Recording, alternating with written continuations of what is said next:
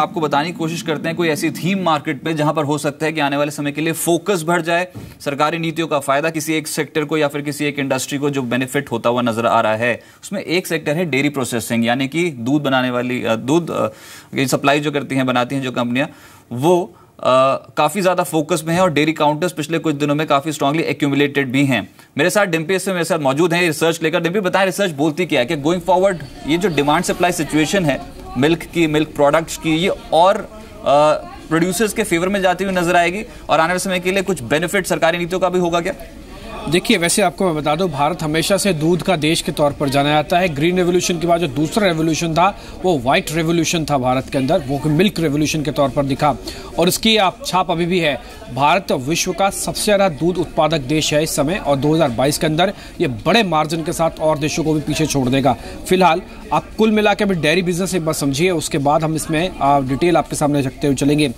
इसमें भारत में अभी जो प्रति व्यक्ति कंजम्पशन है दूध की वो कुछ एक ग्राम्स में है, आधा किलो भी नहीं है।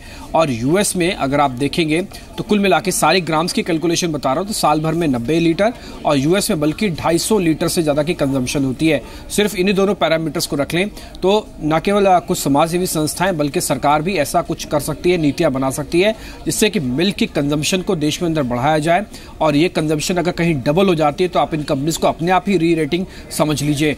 20% का भी राइज होता है तब भी आप री रेटिंग समझिए। पहला पॉइंट होगा जो इस सेक्टर को ल्योर करता है, हमको बताता है कि सेक्टर में को जरूर रहना चाहिए। दूसरा, पिछले 2 साल में करीब 3 बड़ी कंपनीज के आईपीओ मार्केट के अंदर आ चुके हैं। पहले टिपिकली आईपीओस की कमी हुआ करती थी, लेकिन अब ये भी आईपीओस की भरमार है इस शेयर के अंदर भी। और तीन कंपनीज आई हैं उनकी प्राइसिंग भी अच्छी है और उन्हें पिछले 1 साल के अंदर काफ़ी अच्छा रिटर्न भी दिया है।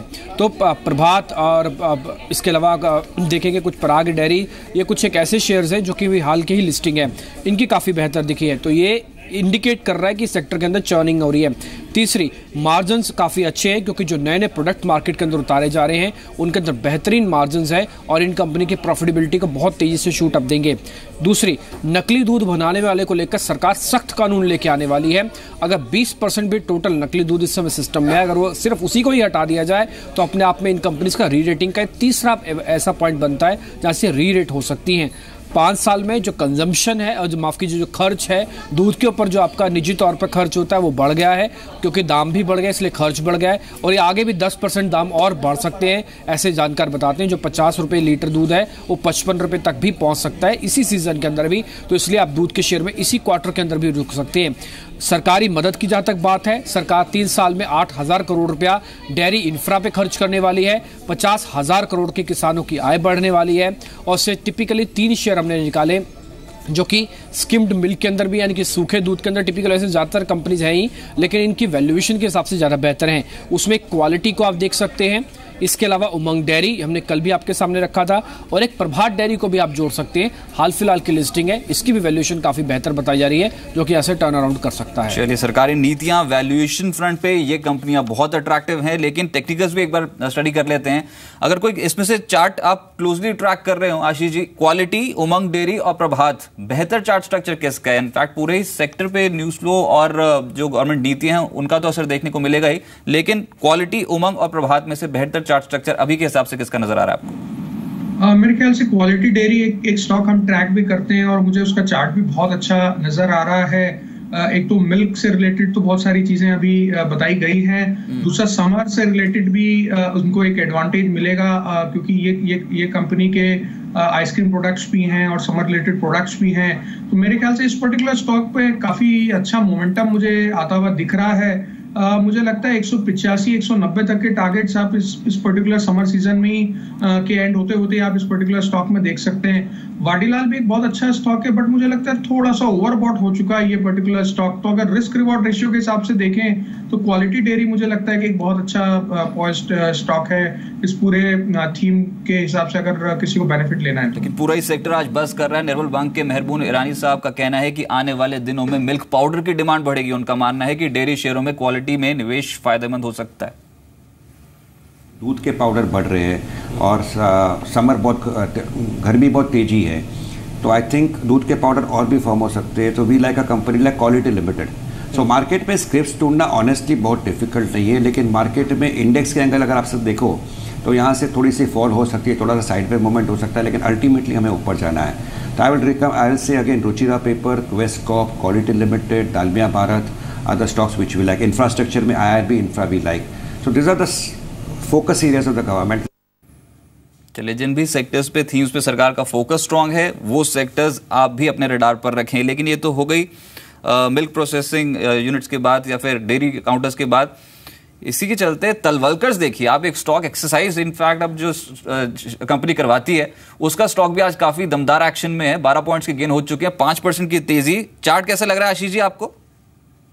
काफी स्ट्रांग लग रहा है ये पर्टिकुलर चार्ट. आप देखिए कुछ टाइम पहले आपके शो पे भी हमने इसको डिस्कस किया था. ये ऑलमोस्ट 240 245 के आसपास था. वहां से इसने काफी अच्छी तेजी ली. उसके बाद एक ब्रीफ पॉज लिया, थोड़ा सा करेक्शन लिया, हेल्दी करेक्शन लिया, एक बेस बनाया ऑलमोस्ट 250 रुपए के आसपास और वहां से फिर तेजी स्टार्ट हुई है. मुझे लगता है कि ये पर्टिकुलर स्टॉक जो है लॉन्ग टर्म के हिसाब से भी बहुत अच्छा और मोमेंटम वाइज भी मुझे लगता है 280 285 तक के लेवल टच कर सकता है. एक HCL इन्फोसिस्टम्स भी देख के बता दें, ये स्टॉक अभी भी चलना शुरू हुआ है. 2 दिन की गिरावट के बाद एक मूव आया पॉजिटिव डायरेक्शन में. दिन के उच्चतम स्तर पर ट्रेड कर रहा है. आप 4.5% की तेजी बढ़ेगी कि आज इंट्राडे पर्सपेक्टिव से? और डेफिनेटली जिस तरीके से हमने कल भी देखा कि थोड़ा मोमेंटम IT स्टॉक्स में आना स्टार्ट हुआ है क्योंकि काफी करेक्ट हो गए हैं. सेलेक्टिव IT स्टॉक्स की मैं बात कर रहा हूँ, उनमें थोड़ा बहुत मोमेंटम आना स्टार्ट हुआ है. इस पर्टिकुलर स्टॉक को भी हम उसी श्रेणी में देख सकते हैं. मगर इसका चार्ट ये बताता है कि 60 रुपए एक बहुत स्ट्रॉन्ग रेजिस्टेंस है जिसको कई बार इस पूरे पिछले 1 महीने में ये टेस्ट कर चुका और वहां से रिट्रेस किया है. तो जब तक 60 रुपीज का रेजिस्टेंस ब्रेक नहीं करता मेरे ख्याल से यहाँ पे फ्रेश एंट्री की सलाह मैं नहीं दूंगा. 60 रुपए अगर ब्रेक करता है तो शायद हम इसको 67 तक के लेवल्स पे भी जाते हुए देख सकते हैं. सर, रियल एस्टेट काउंटर्स पे जो छोटी मझोली कंपनियां फिर से निचले स्तर से पुल बैक शो कर रही हैं. शोभा जैसे स्टॉक्स, गणेश हाउसिंग थोड़ी देर पहले मैं देख रहा था, यहाँ पर कुछ एक्शन देखने को मिल रहा है. ये सेक्टर बज कर रहा है पिछले कुछ दिनों में, लेकिन स्पेशली गणेश हाउसिंग और शोभा में से बेहतर चार्ट स्ट्रक्चर किसका इंट्राडे के लिए?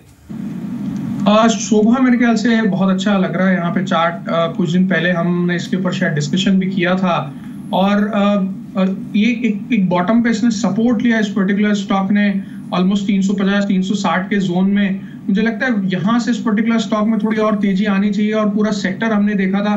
IB रियल एस्टेट में एक हिस्टोरिक मूवमेंट आई थी कुछ दिन पहले, वहां से ये सेक्टर बहुत ज्यादा लाइमलाइट में आ गया. और चूंकि अंडर ओन सेक्टर है तो अभी इन्वेस्टमेंट इसमें होने का स्कोप बहुत ज्यादा है. मुझे लगता है शोभा में यहाँ से एक पोजीशन बनाई जा सकती है 395 395 के टारगेट्स के लिए. ज़ेंडू रियल्टी एक और स्टॉक देख लीजिए. आमतौर पे वॉल्यूम कम रहते हैं, आज भी वॉल्यूम कम है, लेकिन स्टॉक पे प्राइस एप्रिसिएशन शानदार देखने को मिल रहा है. ज़ेंडू रियल्टी भी दिन के उच्चतम स्तर के बेहद करीब कामकाज कर रहे हैं. बहुत शुक्रिया आशीष जी आपका मेरे साथ जुड़ने के लिए, मार्केट्स पे अपनी राय रखने के लिए शुक्रिया.